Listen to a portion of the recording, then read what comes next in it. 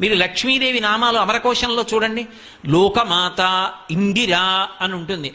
ఆమె మనందరినీ కన్న తల్లి. ఆమె శ్రీ మహావిష్ణువు యొక్క ఇల్లాలు కాబట్టి వాళ్ళు లోకానికి తల్లిదండ్రులు. అందుకే కాళిదాస మహాకవి వాగర్ధ వివ సంపృక్తౌ వాగర్ధ ప్రతిపత్తయే జగత పితరౌ వందే పార్వతీ పరమేశ్వరవు అన్నాడు. అభేదం పాటించాడు. పార్వతీ పరమేశ్వరవు అని మీరంటే పార్వతీ పరమేశ్వరులు, పార్వతీప రమేశ్వరవు అంటే పార్వతీ పరమేశ్వరులు లక్ష్మీనారాయణులు కూడా.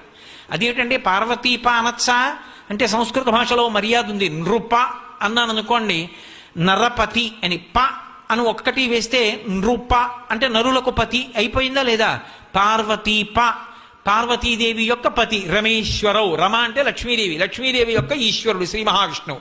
ఇప్పుడు అందులో పార్వతీ పరమేశ్వరవు అన్నారనుకోండి పార్వతీ పరమేశ్వరులు, పార్వతీప రమేశ్వరవు అన్నారనుకోండి పార్వతీ పరమేశ్వరులు లక్ష్మీనారాయణులు. ఇద్దరుగా ఉన్న ఒక్కటి మనసులో అనుకుని పార్వతీ పరమేశ్వరవు, ఇద్దరికీ నమస్కారం అన్వయమై. కాళిదాసు మహాకవి నిరూపణం చేయలే.